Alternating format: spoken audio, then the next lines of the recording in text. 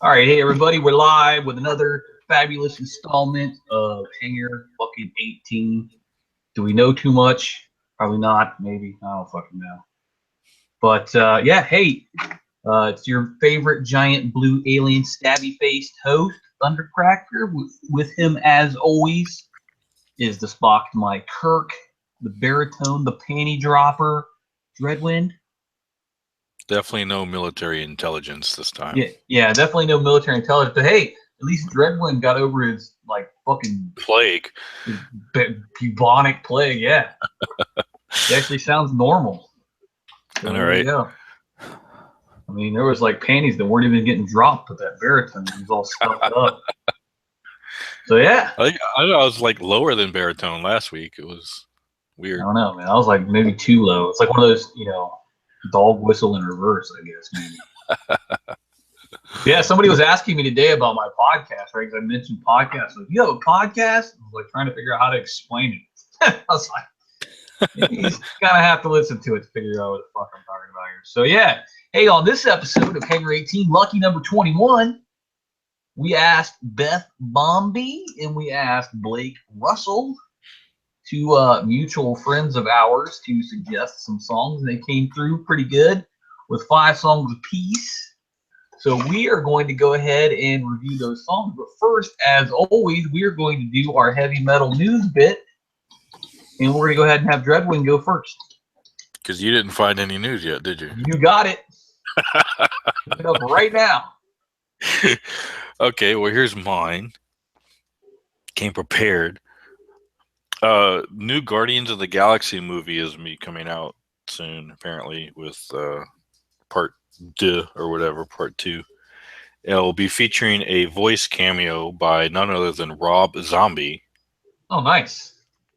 Who apparently was actually in the first one too, and I had no idea. I think he voiced some sort of computer guidance system for a ship or something. So I don't know if he's doing the same voice, and I'm assuming he's going to do the same voice, but I don't know if he's doing any additional voices on top of that. What movie is this again? Guardians of the Galaxy. Guardians of the Galaxy. Okay, it's like for the first time you said that, I just fucking mind went blank. I was trying to figure out what it was that you said. The only thing I come up with was Despicable Me. I can't. Yeah, no, it wasn't that one. All right. I've never seen the first Guardians of the Galaxy, so Yeah, it was all right. yeah, that's kind of where I'm at with it. So Yeah. well, that's how I'm like most Marvel movies. I'm like, nah, okay. Well, I mean, I think it was a little overrated. I mean, everybody was like, "Oh, it's the greatest movie I've ever seen," and it actually took me 2 sittings to get through it. So, Oh yeah. but it was okay. All Yeah, right. there you Hey, yeah, my news that I had totally prepared. There was a concert called 70,000 Tons of Metal, and Cannibal Corpse was up there, and they covered Hammer Smash Face. It's one of their marquee songs, and members of Carcass, Testament, Dying Fetus, and Annihilator participated in this cover. So it was like one of those, at the end of the big four, everybody's up there doing all their jazz. Big jamming. Yeah, when they did Am I Evil? What else? They did Am I Evil, and they did something else on the other one. Oh, I don't know, but I just remember what's his face from Anthrax was like smashed for that and sounded horrible. Joey Belladonna. Yeah. Yeah. He didn't sound like neither did Dave really. But oh well, we need to. All right, so that's our news that I totally had prepared. It did not just Google just a couple seconds ago, fuckers. You fucking accused me of that shit. All right, so moving on, our first 5 songs were suggested to us by Beth Bombay. And I was listening back to some of our older Hangar 18s. I noticed that I have a tendency to like just giggle at some of the shit that I say. Like I'll say something, then I'll giggle at my own shit all the time, which is kind of weird. Well, if you can't make yourself laugh, then what's the point? I Right? suppose that's true. So yeah, dude, that's the message there is don't be a stickling dick. All right. First song here is called Nuclear Assault, and the song was called Survive. Right? So their Nuclear Assault formed in New York City. Get a rope. New York City. Get a rope. All right, New York City, 1984. This is the title track of their 1988 album. This has a thrash as fuck feel right off the rip. I mean, it's like textbook thrash right from the get-go. The vocals are a little too high for me. I mean, I know like some people like those like squeezed ball vocals, but I just can't get behind it, man. I gotta, I like the lower like Tom Araya type stuff for me.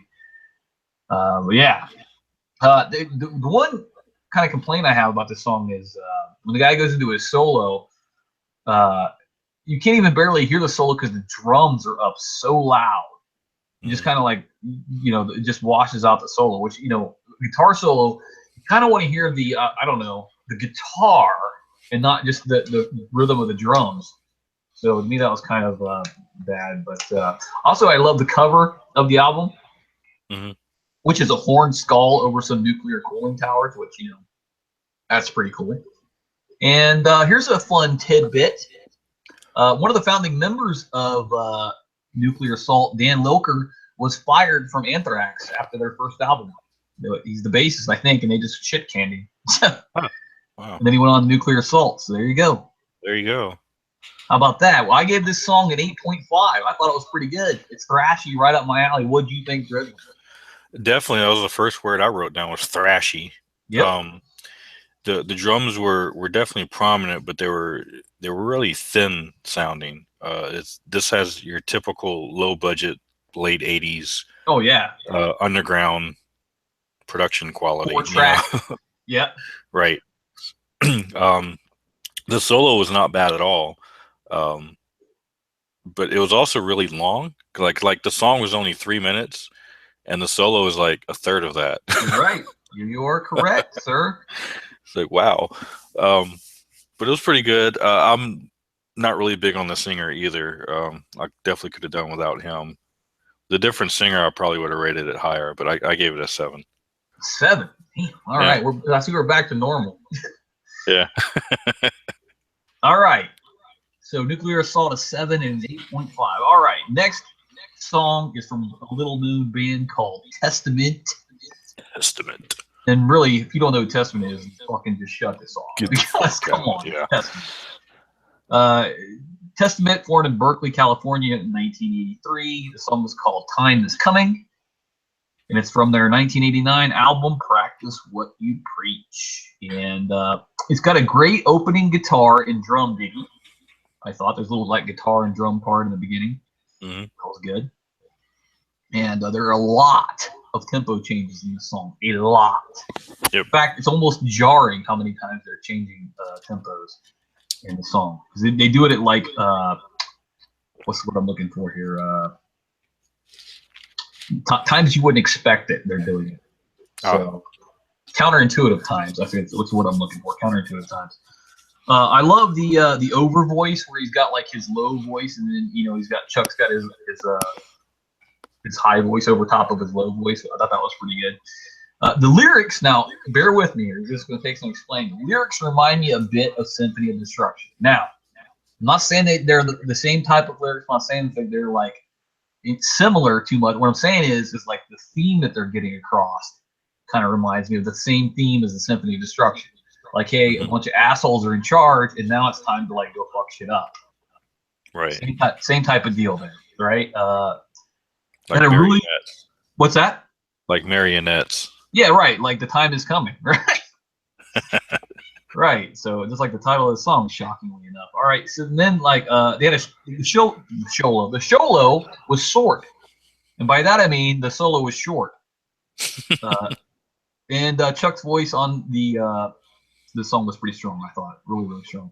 But here's the thing: I'm gonna do a couple tidbits about each band. The tidbit I have about Testament is it's like they've had a who's who of drummers, right? Testament has had like, first of all, they've had John Tempesta, who drummed for White Zombie, The Cult, and Exodus. They've had Dave Lombardo, Slayer, Misfits, Suicidal Tendencies, and Paul Bostoff. Or Bostoff, whatever the fuck his chops is. Yeah. That's like 3 pretty prominent. Was it Tempesta on this album? I'm not sure if it was Tempesta or not, but I know Tempesta has played. I think it was. I know John Tempesta has played for them, and he's like been everywhere. So yeah, he's an there you go. I give it an 8.0. Dreadwind. 8.0 off of Practice What You Preach. Practice. Really good album. I wasn't familiar with the album cover they had on there though. I have a totally different one. Yep, I'm right there with you. You talk about with like the weird, like almost like doll looking things with cracks in them. Yeah. I was like, I hadn't seen that before. So learned cool. you up something. Anyway, yeah, I know.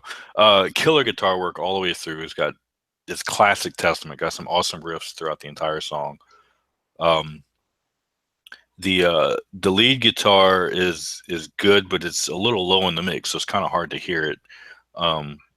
But Alex Skolnick is just a killer guitar player. He's always been one of my favorite lead players. Him and Stevie Ray live on, right?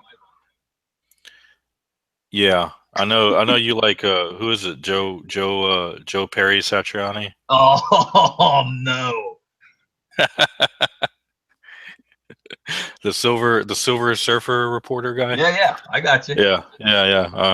Okay, so Chuck's got a lot of reverb on his vocals on this album, and you can definitely hear it. I found I like this album, but I find the production quality is a little bit better on The Ritual, which came a few years later. I think 91, if memory serves. Hey man, it's fucking 89. I know. I'm just saying. I think it's the year they added the 5th member of the A-Team. Everything sucked in 1989. I didn't know they had a 5th member of the A-Team. Oh, dude, they did. It was awful. God. That just sounds awful. Okay. Good song, awesome song, classic Testament. I love Testament. I give this one an 8.5. An 8.5. All right. Hey, maybe we're not back to normal. All right, 8.5 and an 8 for Testament Time's Coming. Moving on to Obituary. And every time I hear Obituary, I always think, all the way from Tampa, Florida, Obituary. All right, Obituary, Tampa, Florida, 1984. This song called Violence, which is a great name for a song, is off of their Inked in Blood album from 2014. First of all, this is like first and foremost, this song has a great animated video. It's awesome. The video is so great. I mean, I give it a lot of points just for the awesome animation. Yeah. Great vocals, of course, because it's Obituary. I mean, the main riff is fucking relentless. There's great drumming, an amazing solo. It's got a great breakdown where there's like silence and they fucking come back in and fuck shit up again. Yep. So I love that. My only really one complaint about the song is it's a little short, but I'm guessing they did that because of the video. Yeah, but here's the thing. I don't know if you're aware of this or not, but one of the guitarists who's played for Obituary quite a bit, Alan West, also played for 6 Feet Under. So that's Alan West also in 6 Feet Under. And one of their bass guitar players, which they've had a few, Frank Watkins, died of cancer. So R.I.P. that guy. So fuck cancer. So anyway, Obituary Violence, I give an 8.5. Dreadwind. Nice. I love the video. Is freaking hilarious. I absolutely love the video. I've seen this one before too. The guitar is kind of brutal, tuned down guitar going. I love the when he was playing the solo and the little dude like falls out the back of the van and he's on the amp. You know, oh yeah, he's trailing along behind. It's awesome. The vocals in this song they're aggressive, they're low and aggressive, but they're still audible. These are actually, you give me a lot of shit about the type of vocals I like to listen to. I like this style of vocals. I can dig this style of vocals all day long. This is a really cool song, and I like the way he sings in the song. It's short but sweet. I'm with you, dude. 8.5. Yeah, we matched up. Yeah. Broken clock syndrome, right? Obituary. All right. I fucking love Obituary. I love their logo too, because it's like kind of like the same kind of thing you were saying before, where it's like kind of like death metal-y, but you can still understand it. Same thing there. You can still read it. Exactly. You can still read it, but it's death metal-y, right? Exactly. That's exactly right. Symbiotic, man. Yeah. All right. So here the next band from Beth Mumby. is Fear Factory, formed in Los Angeles, California, 1984. This is off of their Soul of a New Machine album from 1992. The song is called Scapegoat. All right. Strong bass and drum opening. Fucking pile driver of a riff. And here's the thing about this song. It makes me want to punch people in the fucking head. Everybody in the comment section was saying that this song either sounds like Primus Too Many Puppies or Korn Blind. And no. I mean, okay, there is a riff in this song that sounds exactly like the main riff from Blind, but this song came out in 92. Blind came out in 94. But see, people said that in the comments, and then people countered that whatever the fuck his Chops is from Korn, Jonathan Fuckface or whatever his Chops is. Yeah, they said that he had a previous band, and Blind was on this album from this previous band from '89. Yeah, I'm sure. I thought too. I'm sure Fear Factory was listening. Yeah, was all over hearing that fucking Jonathan Davis's garage band. Yeah, garage band at somebody's birthday party, and yeah, exactly. Man, we got to use that riff. That's exactly what I thought. Like, yeah, sure. The other notes I have here are the clean vocals are very, very melancholy on this, and not like stupid ass Smashing Pumpkins melancholy, but like melancholy in the fact that they sound kind of sad. There's a very jarring difference between his vocal style. Oh yeah. He went from like brutal as shit to like sad, lamenting type. But here's my tidbit of knowledge for Fear Factory. Bill Ward said on an interview on That Metal Show that Fear Factory is one of the few bands other than Sabbath that he wished he had played for. That's pretty high praise right there. So it is, but I cannot imagine Bill Ward being able to play. Me either. Anyway, all due respect to Bill Ward, but yeah, a little too fast for him. But anyway, Fear Factory Scapegoat, I give it an 8.0. Dreadwind, go. Boo. Yeah, we're both having problems speaking today. I know, right? I have Bam. I was going to say Brutal, but that was my other note for Obituary. Bam, In Your Face. It's another Sledgehammer song. I think I watched a movie called that one time, Bam, In Your Face. Bam, In Your Face. Did it have Debbie Does Dallas in it? Yeah, it did. It had Nikki Sin in there. This thing, I didn't even realize it was the same singer at first. Cause not your typical Burton C. Bell vocals that I'm used to. I'm used to the like demanufacture. Yep. It's a very different style, and I was reading somewhere where like a lot of people give Fear Factory credit on this album for kind of being one of the first bands to mix those death metal growls with the clean vocals in the same song. So I don't know. I don't follow death metal that much, so I don't know how true that is, but I saw that somewhere. Bassline was cool. Guitar riff, we talked about that possibly being ripped off or very, very, very, very similar to the Korn riff. But anyway, it's a cool song. I couldn't get into his vocals as much. Like I said, I'm more of a demanufacture era Fear Factory, which is a few years later than this. So I give this one a 7. All right, 7 and 8 makes a 78. That was a great year. All right. I'm gonna say why that was a great year. That was a great fucking year. Trust me. All right. Okay. Next band is called Overkill, formed in New Jersey. I think this is our only New Jersey band we've ever talked about. New Jersey, 1980. The album was called Years of Decay from 1989. And this particular song was called I Hate. And monstrously awesome opening. The opening is fucking epic and bad as fuck. The guitar is angry as shit, which I love. Had a good solo. The lyrics were fucking just awesome. I mean, like he's like, I hate all this shit, but mostly I hate you. It's like his lyrics. There was a great crowd participation part in the song. My only one knock on the song. Here it comes. Is the high vocals. I knew it. Yeah. But anyway, I love this, and I love Overkill. I mean, even despite the high vocals, I love Overkill. Mm-hmm. So I give this a 9.0. And my tidbit of knowledge about Overkill is that they are amongst the three bands, being Exodus, Testament, and Overkill, that are often thought of as the fifth big four, so they'd be the number 5. And I got to add to that Sepultura. I mean, come on. Yes, Sepultura, thrash metal, Jesus Christ. I mean, they've been around for forever, and they're awesome. So I would say Exodus, Testament, Overkill, and Sepultura could form their like secondary big four. So there you go. I give it a 9.0. Easily.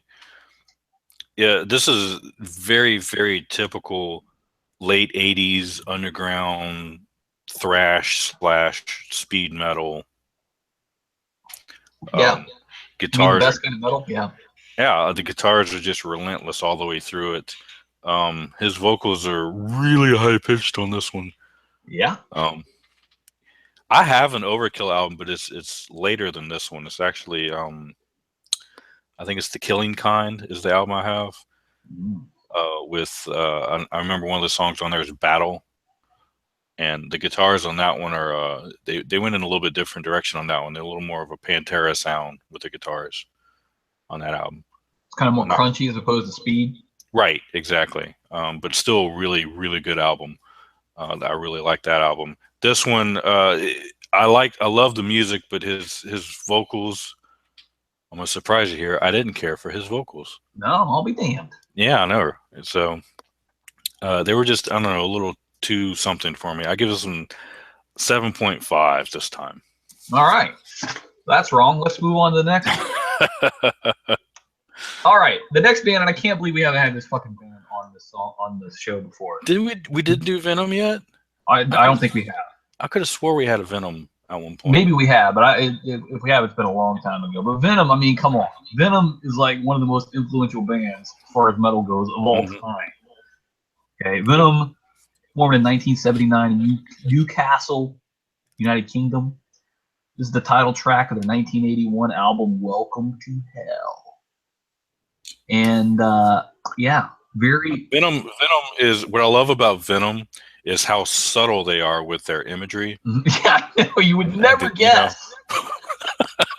It's like the stoner metal bands. You never guess that they were talking about, I know. Bong Ripper, Bong of Satan's Bong, Bong, Bong. Yeah, so they have the goat head within the pentagram with the song called Welcome to Hell. Yeah, I mean, come on. Yeah, first, this very strong drum track. This is my favorite lyric of the entire song, where he says, masturbating on the deeds we have done.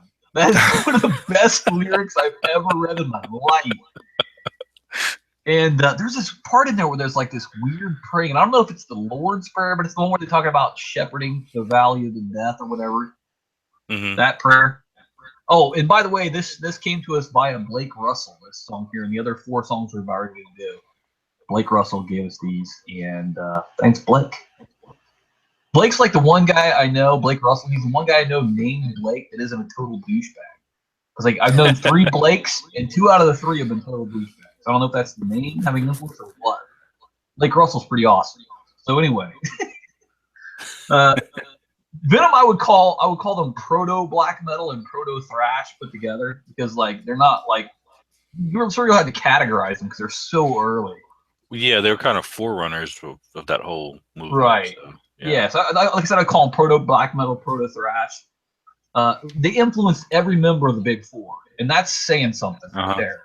Kind of a lot like how Black Sabbath wasn't really categorized as heavy metal because it like predated it. Right. The genre didn't exist. Right. So I mean, they didn't really fit with where they were. I mean, so you got to think they influenced the entire Big Four, and the entire Big Four have influenced hundreds of bands. Mm-hmm. So I mean, probably one of the most influential bands ever from NWOBHM, New Wave of British Heavy Metal. So anyway, I really like the song. I mean, people say Venom is like simplistic and that their stuff is like, they don't even know how to play their instruments, and that's kind of bullshit, I think. So I like the song. I give it an 8.0.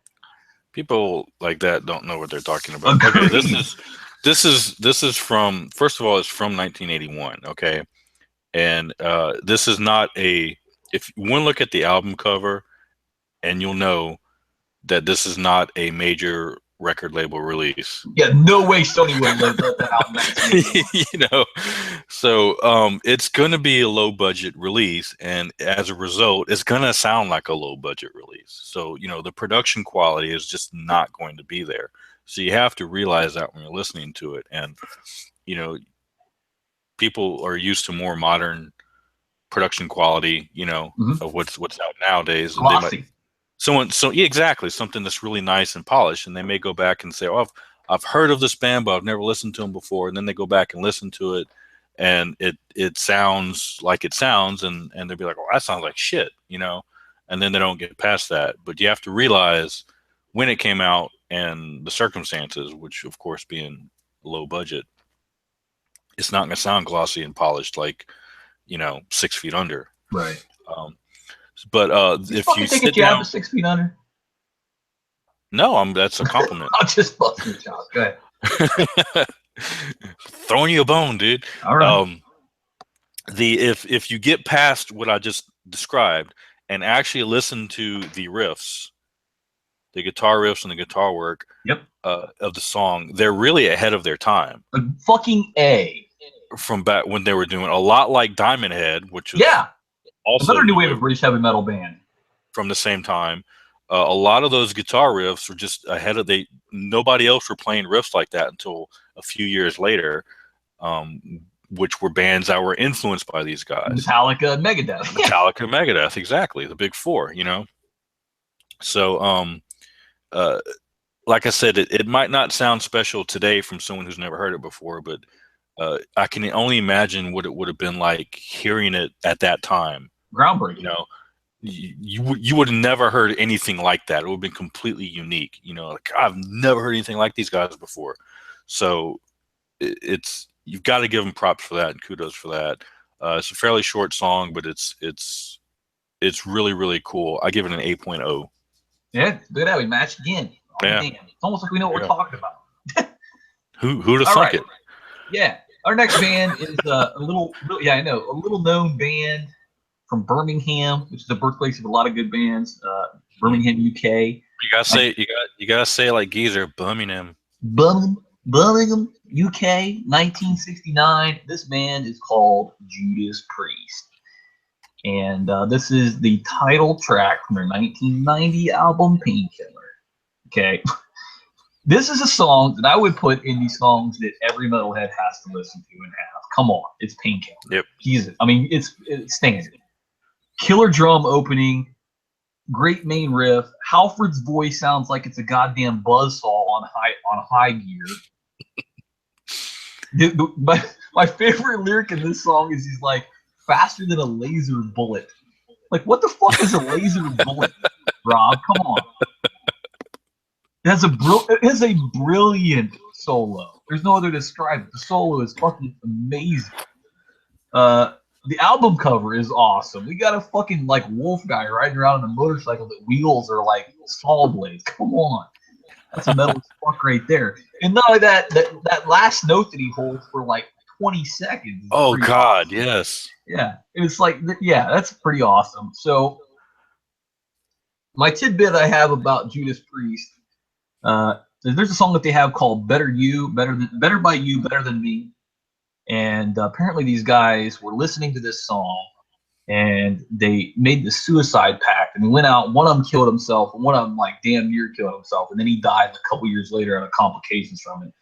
And they put him on trial. They put Judas Priest on trial because they said there were subliminal messages in the song where they're telling him to do it, do it. And it's just the same thing with the Ozzy Osbourne song, The Suicide Solution, where I remember seeing video from the trial where the prosecuting attorney actually took the record in the courtroom, played it backwards, and was saying, "Look, you can hear it. Do it." And if you watch the video, the camera goes to Rob Halford's face, and he's like, the look on his face is like, "What the fuck?" Right?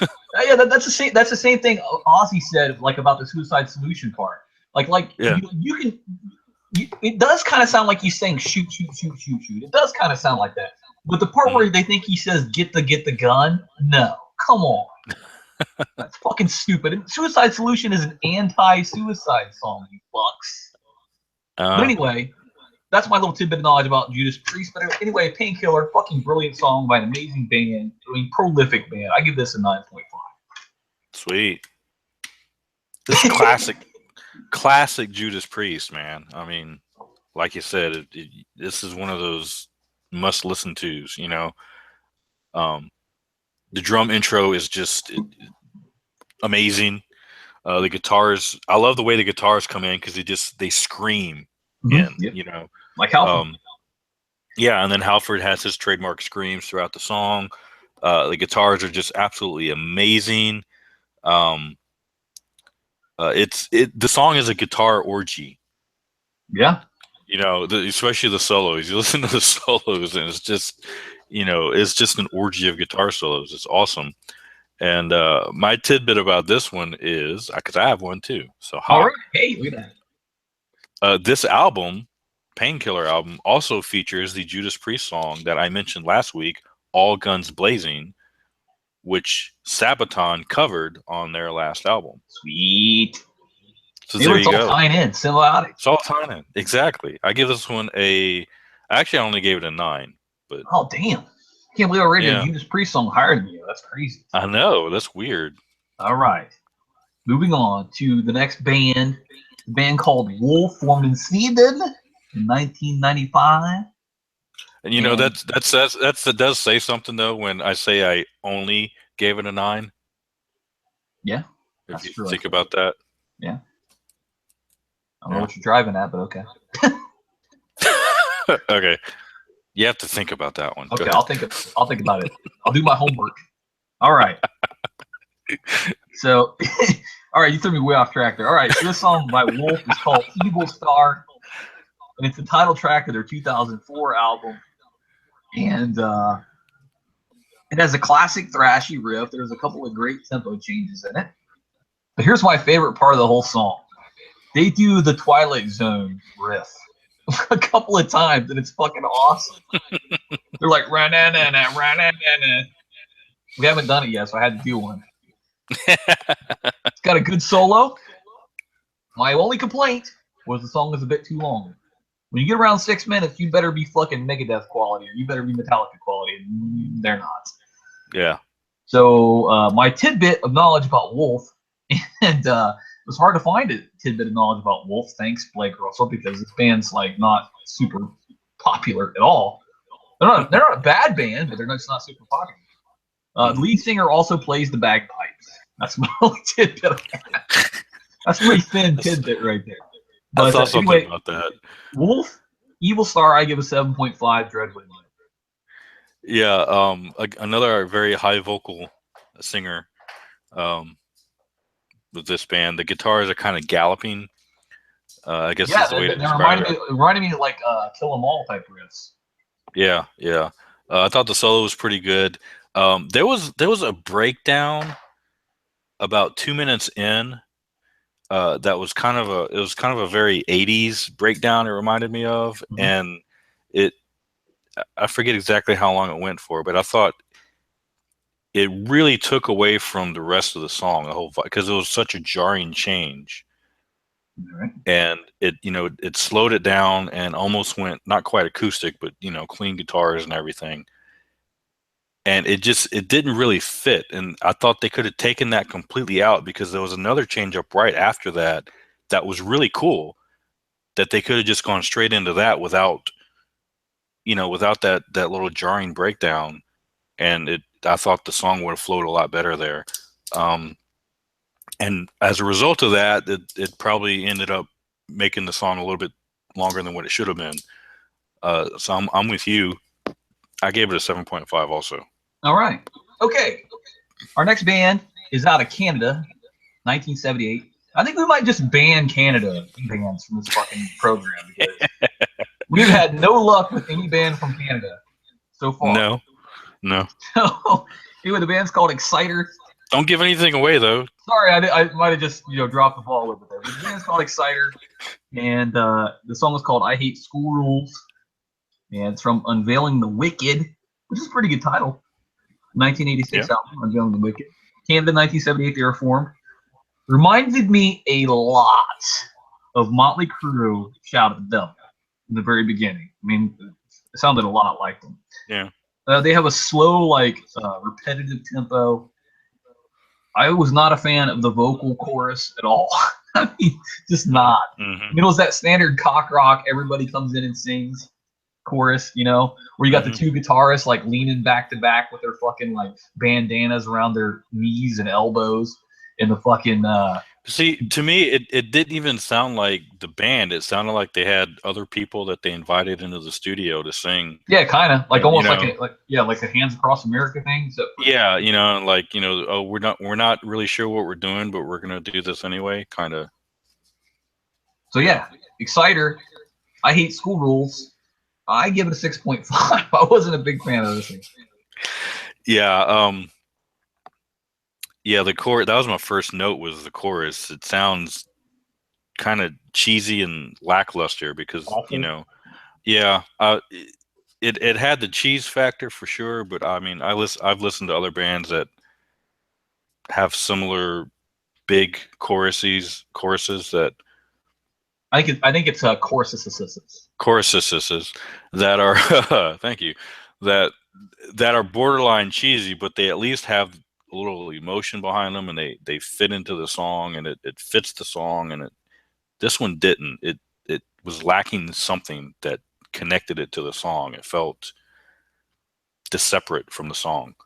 It was weird. It's hard to describe, but yeah, definitely not a fan of the chorus. The screaming vocals were too screamy for me, and the whole song to me sounded like they were trying really, really hard to do another version of School Is Out for Summer. Nah, kind of, yeah. And failed. Yeah. Miserably. Yeah, I wasn't a fan either. I gave it a 6. All right. So moving on to our next band, another little known band, Motorhead. Formed in London in 1975. Let me just start off with this preamble. Don't listen to this song if you want to find out what Motorhead sounds like. Absolutely. It is definitely not a standard Motorhead song. Motorhead, you think strong bass in million miles an hour. Ace of Spades. Yeah, Ace of Spades. Not here. White Line Fever. Not here. Yeah. This song is called Make 'Em Blind, and it comes from their Sacrifice album, 1995. It almost sounds like they said, hey, Lemmy, try and make a power ballad. And he's like, okay. This is what he went and did. So, yeah, the drums in the opening were okay. Mm-hmm. Then it went downhill from there. Yeah. I just noticed, though, Motorhead's mascot is called Snaggletooth. Mm-hmm. I just noticed that his tongue was a penis. I didn't know that. I was about to ask you that. I was like, is there a penis in the skull's mouth? It is. His tongue is a penis. How did the censors miss that one? I don't know. It's pretty obvious. The guitars and the whole entire thing sound really washed out, which I wasn't a fan of. That's not Motorhead. You can barely hear the bass. That's, again, not Motorhead. Mm-hmm. I give this a 5.5. I was not a fan at all. But here's my fun factoid. Lemmy is number 8 on the all-time living legend sex list for allegedly having had sex with 1,200 chicks. Wow. Exactly. I mean, no wonder he had those big fucking like nodules on his face. It's probably just like cut those open. They're just like herpes. Yeah, he probably glows in the dark from probably.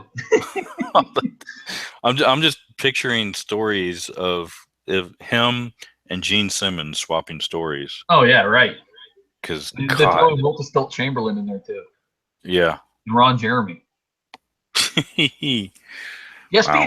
Did you know? I think it's estimated that 1 in 6 people on Earth today are related in some way to Genghis Khan because of how many, how prolific he was.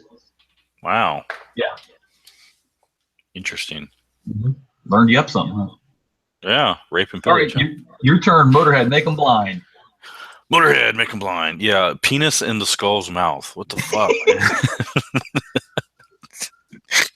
So like I had to like stop the song for a minute because I was staring at it. Like, is that what I think it is? It breaks your concentration, doesn't it?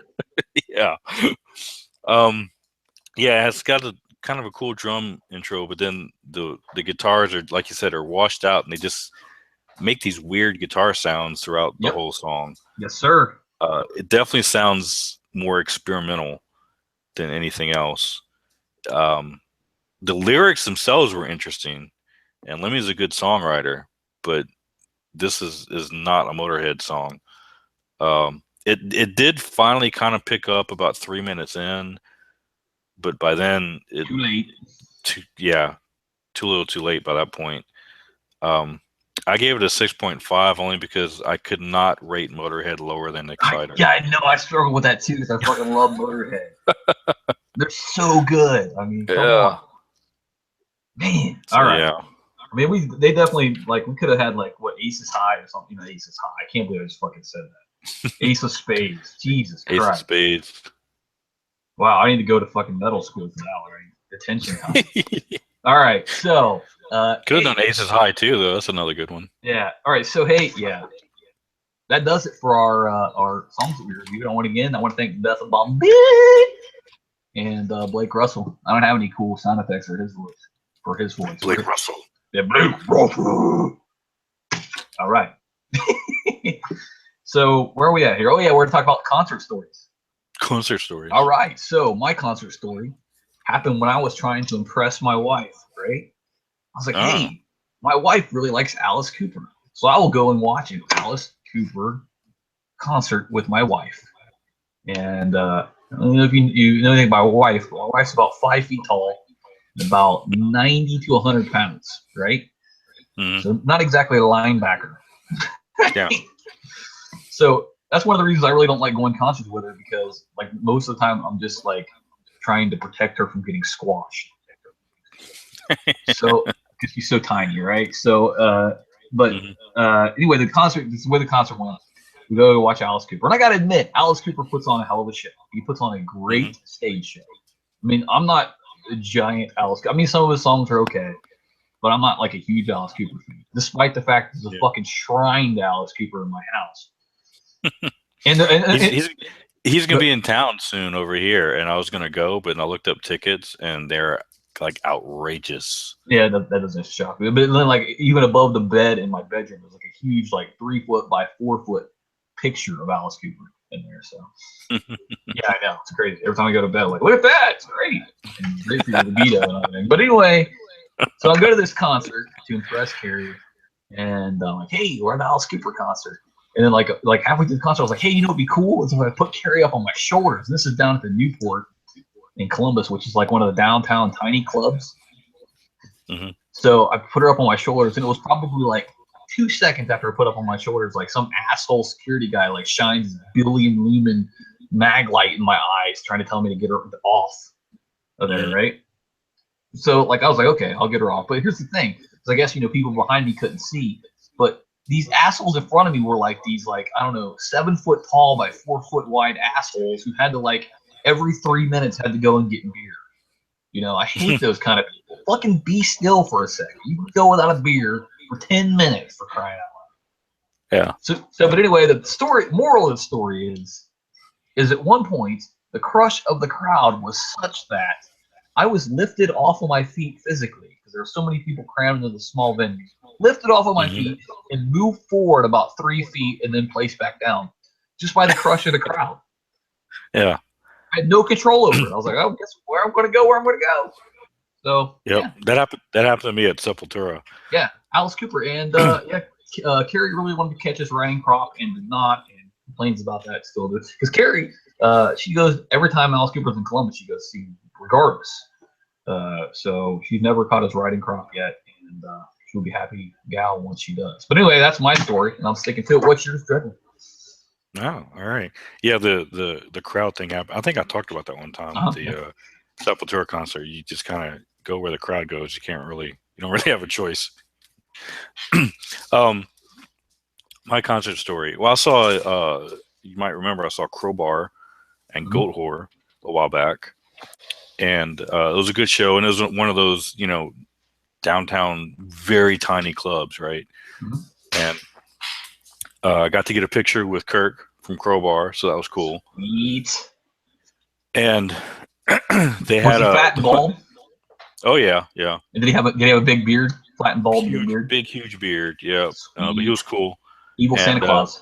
the way it's set up, like there's like the bar in one room, right, and then there's the stage is like literally tucked into the corner of the next room, and so they have to stage all of their gear like along the side of the wall next to the bar. so that's where all their gear is stacked up and staged. So you just kind of walk right next to it and kind of look at it. It was kind of neat. They had the big cases with all the guitars in it and everything, which was cool to look at. And I saw Kurt picking up his guitars at the end of the concert, and he's putting them back in the cases and everything. So I got to talk to him for a minute about those, which is neat.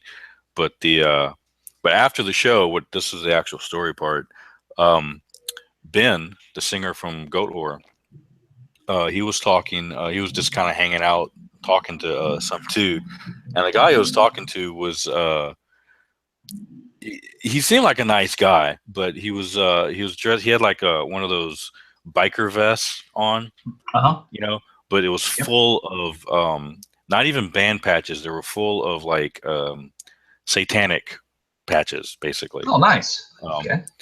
And he had like the big goat things and the pentagrams and all kinds. I thought you were going to say Aryan Brotherhood there for a second. But go ahead. No, but it was all like like Church of Satan type stuff, right? Oh, okay, that's cool.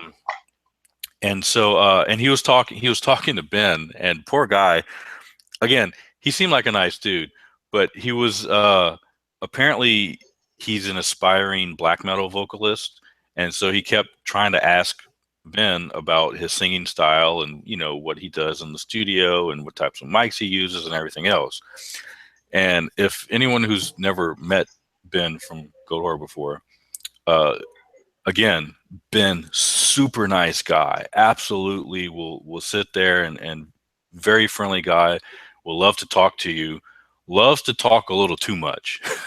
Right. He will talk your ear off, and he did. He would just go on and on. He would get off on these tangents, because the guy would ask him a question about something, and he would answer, but then he would kind of get off into a tangent and just go on and on about like the philosophy of this and that and the other thing. And I kind of felt sorry for the guy because I could tell he was being patient, trying to steer him back on topic, but he kept going off topic, which was kind of funny. And he's earned that right. Goat Whore's a great man. Yeah. And then some dude who was completely wasted came like stumbling up and wanted to sign like some stickers or something. I don't know. And again, he eventually signed them, but it was just one of those funny moments where you hang out and just talk to the guy for a while or listen to him talk for a while, and so it was pretty cool. No, yeah, I like those when you kind of like cringe for the other guy. Yeah. Like, wow, that guy is just trying to ask a simple question, and you guys, my brother's like that, right? It is often said of my brother that if you ask him what time it is, he'll tell you how to build a watch. Right. Yeah. And again, I can't stress enough how nice of a guy Ben is, and he was very polite the whole time and really energetic and talking, engaging and talking to us and looking at you and everything, and then he even gave us hugs when it was time to go. Thanks for coming out, guys, and everything else. It was really cool. But like Sammy had to like drag him away. It's like, all right, man, come on, we got to go. They're loading up the bus. Come on, So, nice. But yeah, that's pretty funny. So, all right. Well, that wraps up our concert stories segment, and that wraps up the show. So, hey, I just want to say, if you are in Indianapolis and you happen to be a fan of cosplay or anime or whatever, or you just like me, because I'm pretty goddamn cool, you can go to Anime Crossroads, and I will be there in my Cobra Trooper costume, and I will even give you a Cobra Trooper card made by me. So there you go. Look forward to that, right? And I'll probably have pictures of that up tomorrow sometime on my Cobra Trooper page. So yeah, plugging that. That's worth the price of admission right there. I know. But yeah, I mean, there's gonna be a picture of me and either a Cobra Bazooka Trooper or a Cobra Viper or Wild Weasel, and there'll be Nice. a Power Ranger in between us at some point. Interesting. Yeah, it'd be awesome. So yeah, there's that. So anyway, I just want to say, other than that, hey, just fucking horns up, metal forever, Dreadwind. Stay metal. Catch y'all next week. All right, we're out.